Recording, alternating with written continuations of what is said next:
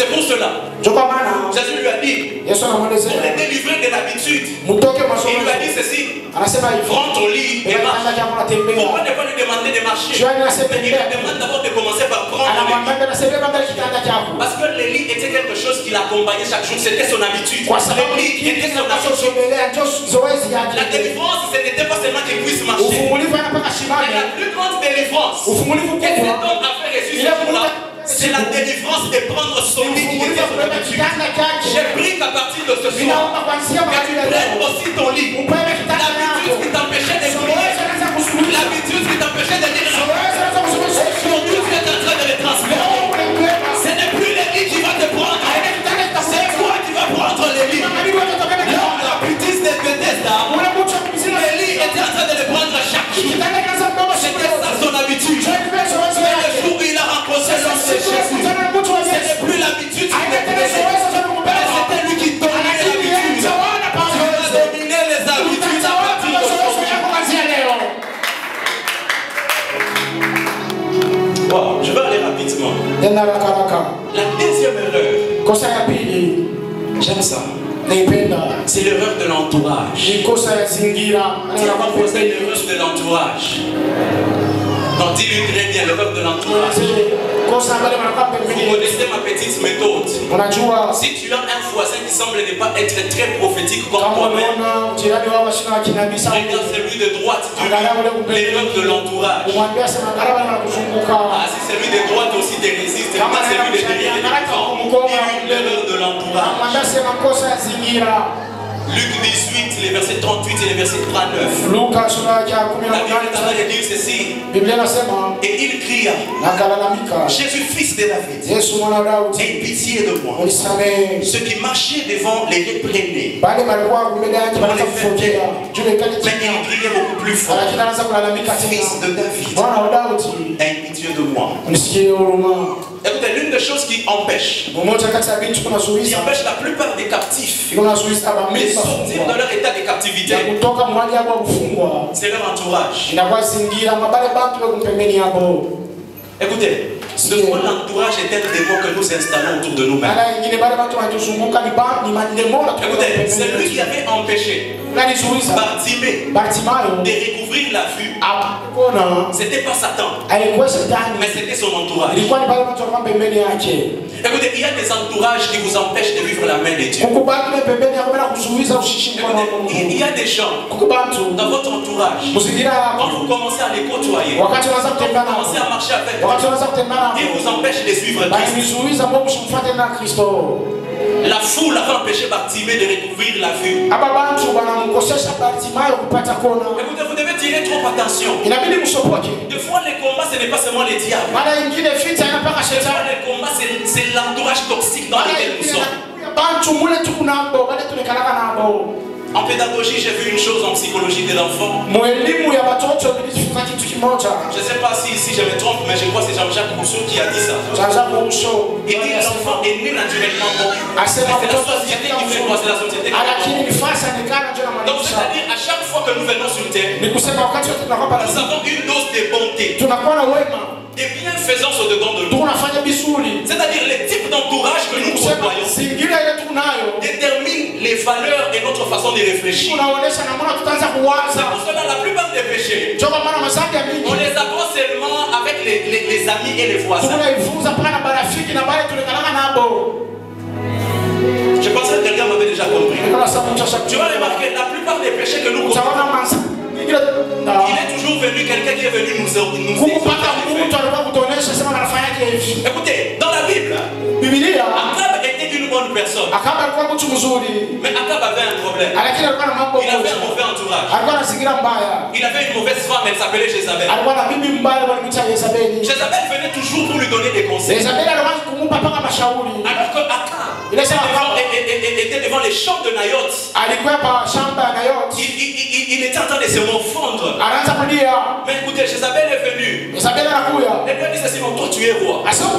Tu peux t'emparer de ces champs. Et la Bible dit Akab est parti la tuer. Écoutez, il y a des entourages qui contrôlent vos mouvements. Il y a des amis. Les jours où tu commences à marcher avec eux, tu cesses même d'aller à l'église. Il y a des amis. Les jours où tu commences à parler avec eux, c'est les jours où tu cesses même de commencer à lire la Bible. Écoutez, la Bible est claire. Ce sont les mauvaises compagnies qui corrompent les bonnes mœurs. La Bible n'a pas parlé de l'inverse. Donc c'est-à-dire, les mauvais amis influencent plus que les bons amis. Donc les gens avec qui tu marches déterminent jusqu'où tu vas aller dans ta spiritualité. Tu sais pourquoi tu n'avances pas dans ton travail, dans tes business. Ton entourage est un entourage empoisonné. C'est un entourage, tu es en train de crier, fils de David, aie pitié de moi. Fils de David, aie pitié de moi. Et ils sont en train de faire quoi? Ils sont en train de te pousser. Quel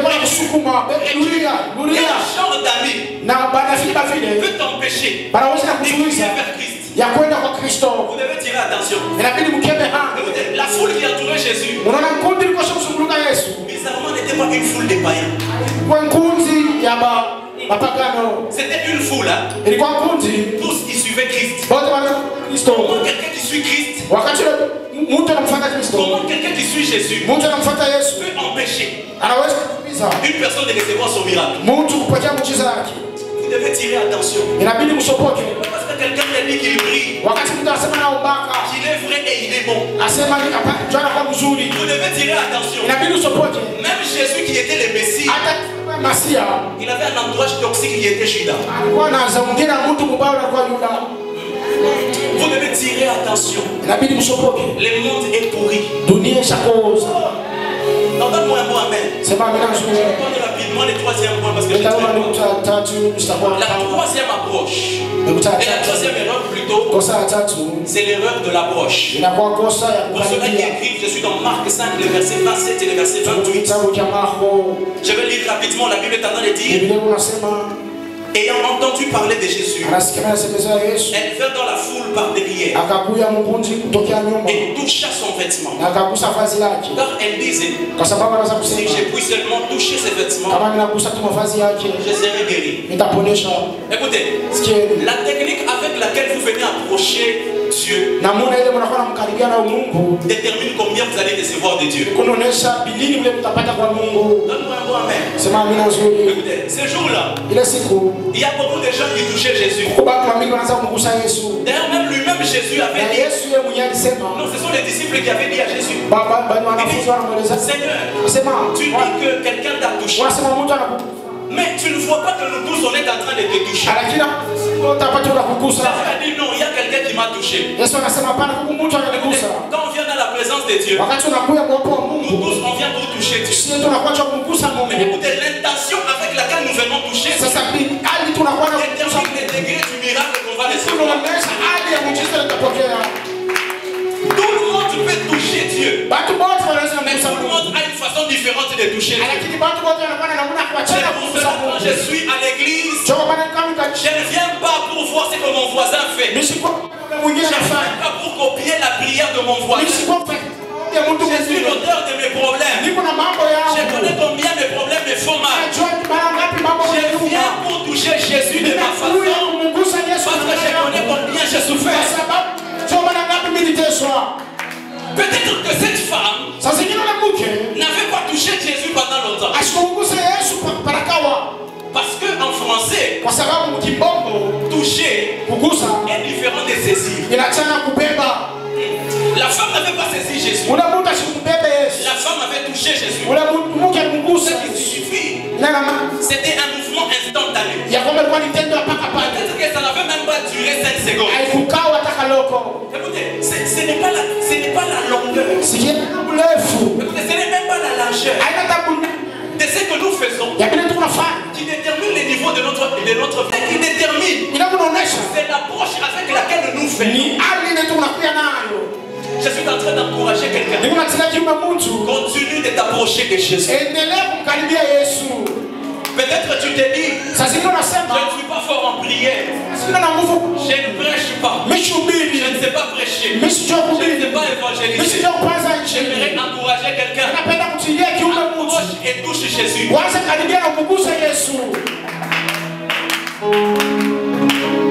Et ce jour-là, il y avait peut-être même des hommes plus spirituels que cette femme. Peut-être qu'il y avait même des scribes qui connaissaient bien la loi plus que cette femme. Son intention, son approche avait attiré les ciels vers elle. Écoutez, ce qui attire souvent les ciels sur nous, c'est l'approche vers laquelle nous venons vers Jésus. C'est pour cela. Aujourd'hui, on peut être dans l'église. Notre visitation va dépendre de l'approche avec laquelle nous sommes venus dans l'église. C'est pour cela. L'église n'est pas un endroit de distrait. L'église n'est pas un endroit de divertissement. D'ailleurs, c'est déplaisant quand je vois quelqu'un venir à l'église pour se divertir. L'église est un endroit où nous venons toucher les ciels par notre approche. C'est ça l'église. C'est pour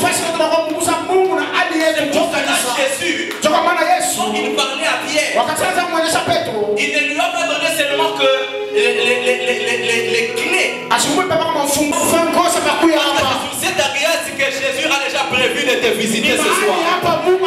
J'ai pris que ce soir que tu sois visité. J'ai pris que ce soir dans ta maison tu sois visité. J'ai pris que ce soir dans tes entreprises tu sois visité. J'ai pris que le ciel soit ouvert sur toi. Écoutez, c'est pour cela l'église de Jérusalem, le temple de Jérusalem, on l'a pas construit n'importe où. On l'avait construit dans un endroit stratégique. C'est l'endroit que Israël, Jacob, avait vu des choses. Il voyait les anges de l'Éternel monter et descendre. C'est là qu'on a construit l'église. Parce que l'église est la place appropriée pour les mouvements angéliques. Je suis en train de prier qu'un mouvement angélique puisse être déclenché sur ta vie à partir de ce soir. Tu ne seras plus captif de la maladie. Tu ne seras plus captif des stress. Tu ne seras plus captif de la pauvreté. Dans le nom puissant de Jésus-Christ. Dans le nom puissant de Jésus-Christ. Écoutez. J'ai entendu des gens me dire, vous les prophètes, vous n'aimez que prêcher la richesse. Vous n'aimez que prêcher les gens la bonne vie. J'ai répondu à la personne, je suis déçu de ton ignorance. Apparemment tu ne lis pas bien la Bible. Quand Jésus est entré la première fois dans les temples, il est venu donner la bonne nouvelle pas à n'importe qui. Il est venu donner la bonne nouvelle aux pauvres. C'est-à-dire la première chose que l'onction de Jésus fait dans ta vie, c'est enlever la pauvreté. La bonne nouvelle aujourd'hui, de sortir de ces statuts de pauvres dans le nom puissant de Jésus. Est-ce que je peux recevoir un amen? Je prends le dernier point et je vais m'arrêter par là. Le dernier point, j'aime ça. J'appelais ça l'erreur de l'action de grâce. La Bible est en train de dire dans Luc 17, le verset 17, la Bible dit Jésus, prenons la parole, dit, les 10 n'ont-ils pas été guéris? Et les 9 autres, où sont-ils? Ne s'est-il trouvé que cet étranger pourrait venir et donner gloire à Dieu? La dernière erreur que les captifs ont l'habitude de commettre, pour la plupart des gens qui viennent chercher Dieu, c'est qu'ils commettent comme erreur, c'est d'oublier Dieu après la visitation. Écoutez, il y a un démon qui suit souvent les enfants de Dieu. Mais ça ne suit pas n'importe où. Ça attend que certains enfants de Dieu puissent être bénis pour les attaquer. Mais c'est un démon de l'oubli de Dieu. Écoutez, la plupart des gens que Dieu aide ont souvent ce que moi j'appelle l'Alzheimer. L'Alzheimer, c'est une maladie de l'oubli. Une maladie qui atteint les gens qui sont dans la cinquantaine. Et c'est cette maladie qui atteint souvent la plupart des chrétiens. Ils oublient souvent les dieux qui les a visités. Ils oublient souvent les dieux de Gitel qui s'est révélé à eux. Ils oublient souvent les dieux qui a été présents dans leurs problèmes. Et c'est une erreur qui a empêché beaucoup de gens à vivre l'effectivité de leur bénédiction. Écoutez, j'aimerais que quelqu'un écrive ça, c'est important. L'action de grâce ou la reconnaissance nous permet la continuité du miraculeux dans la vie du chrétien. Non, donne-moi un mot, amen. C'est celui qui rend grâce à Dieu pour ce qu'il a fait hier. Il est en train de pousser Dieu à continuer de le bénir. Écoutez, un chrétien qui n'est pas reconnaissant vers Dieu ne va jamais trop loin. Non, je pensais que quelqu'un allait me donner un chrétien qui oublie les bienfaits de Dieu.